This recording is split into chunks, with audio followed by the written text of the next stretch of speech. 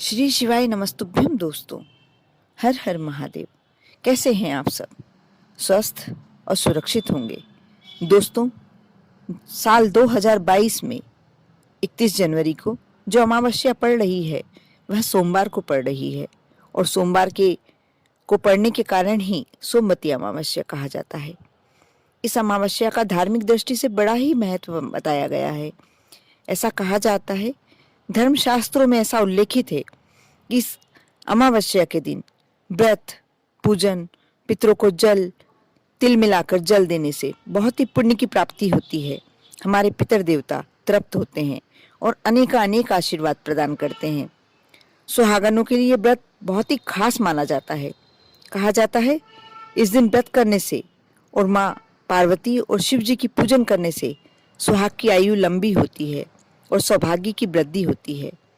दाम्पत्य जीवन में स्नेह और सद्भाव बढ़ाने के लिए सुहागिनें सोमवती अमावस्या की व्रत पूजन करती हैं और करना भी चाहिए।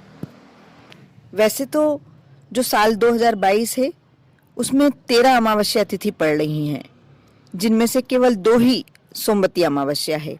साल की पहली सोमवती अमावस्या 31 जनवरी को पड़ रही है और दूसरी ज्येष्ठ मास में 30 मई को। पंचांग की जो गणना है उसके अनुसार 31 जनवरी को दोपहर में 2:19 तक चतुर्दशी तिथि है। इसके बाद में अमावस्या तिथि लग जाएगी। शास्त्रों में ऐसा कहा जाता है कि सोमवार को कुछ समय के लिए अमावस्या तिथि होने पर इसे बेड़ी और सोमवती अमावस्या मानते हैं। 1 फरवरी को अमावस्या तिथि सुबह 11:16 तक ही है, इसलिए 31 जनवरी को ही पितृ कार्य के लिए अमावस्या मान्य है।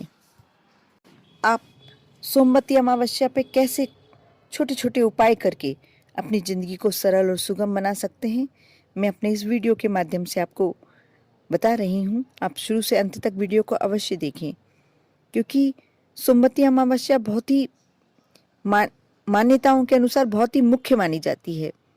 इसका बहुत महत्व माना जाता है।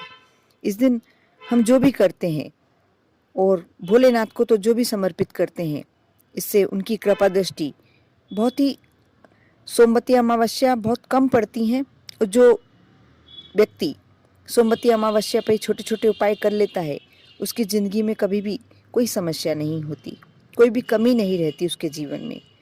धन संबंधी समस्या, यदि किसी व्यक्ति पे बहुत ज़्यादा कर्ज चढ़ा हुआ हो, तो भी यदि वो सोमवती अमावस्या पर कुछ छोटे मोटे उपाय कर ले तो उसकी ज़िंदगी बहुत ही सहज हो जाती है।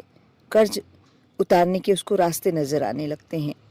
सोमवती अमावस्या पर चतुर्दशी यानी महाशिवरात्रि का संयोग भी कुछ समय के लिए बना हुआ है। इस दिन 10:25 से सिद्धि योग भी लग जाएगा।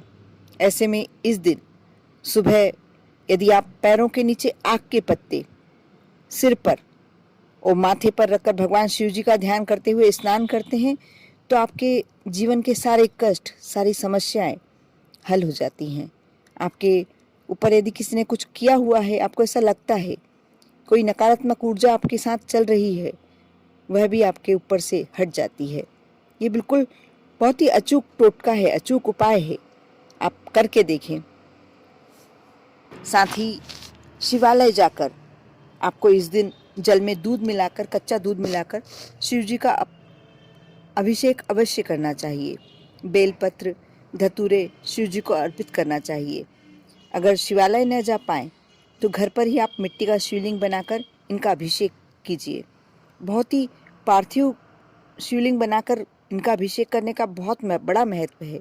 सोमवती अमावस्या कम होने के कारण और इसका महत्व बहुत अधिक होने के कारण इस दिन जो व्यक्ति मिट्टी का शिवलिंग बनाकर इनका अभिषेक करता है और बाद में इनका विसर्जन करता है, बहुत ही उसके ज़िंदगी के सारे कष्ट स्वयं भोलेनाथ स्वयं हर लेते हैं। दोस्तों, जो लोग घर में पारस शिवलिंग स्थापित करना चाहते हैं, इस शुभ संयोग का लाभ उठा सकते हैं। घर पर पारस शिवलिंग की पूजन करना बहुत ही उत्तम माना गया है। आप बहुत समय से सोच रहे हैं कि हमें घर में पारस शिवलिंग स्थापित करना है, तो ये दिन आपके लिए बहुत ही अच्छा सहयोग लेकर आ रहा है। आप इस दिन ये कार्य कर सकते हैं। साथ ही सोमवती अमावस्या के दिन आपको अन्न का दान अवश्य करना चाहिए। आप अपनी श्रद्धा अनुसार चावल, दाल, नमक, तिल का दान कर सकते हैं, जितनी आपकी सामर्थ्य हो, जितनी आपकी श्रद्धा हो। लेकिन कहते हैं कि इसका पुण्य असंख्य होकर आपको मिलता है। आप अवश्य दान करें, जिस भी मात्रा में आप कर सकते हैं।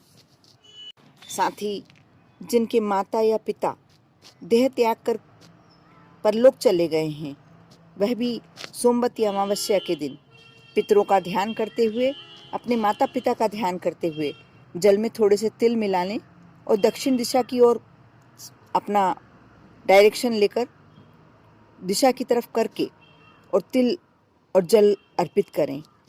आपके ऊपर पितरों का, अपने पूर्वजों का पूरा पूरा आशीर्वाद प्राप्त होगा और वह तृप्त हो जाएंगे। आपको अवश्य ऐसा करना ही चाहिए। अब मैं आपको वह उपाय बताने जा रही हूँ जिसे कर कर आप माँ लक्ष्मी की पूरी कृपा पा सकते हैं। आप सोमवती अमावस्या के दिन कोई भी सामग्री 108 ले लें। जैसे आप बादाम ले सकते हैं, मूंगफली दाने ले सकते हैं, कोई भी वस्तु ले सकते हैं और पीपल के वृक्ष के नीचे भगवान विष्णु जी की पूजन करें, उनका ध्यान करें, माँ लक्ष्मी का ध्यान करें और 108 जो भी आपने वस्तु ली है, कुछ भी वस्तु ले सकते हैं आप। कोई प्लास्टिक का सामान भी ले सकते हैं, कोई खाने से संबंधित सामग्री ले सकते हैं, नहीं तो चावल के दाने भी ले सकते हैं, अक्षत के दाने। और 108 प्रदक्षिणा करें, आप परिक्रमा करें पीपल के वृक्ष की और वह सामग्री वहीं चढ़ा के आ जाएं।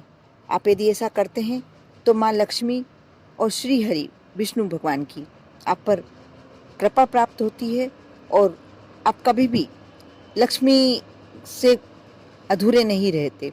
आपके यहाँ हमेशा धन्य धान से ऐश्वर्य प्राप्ति होती है।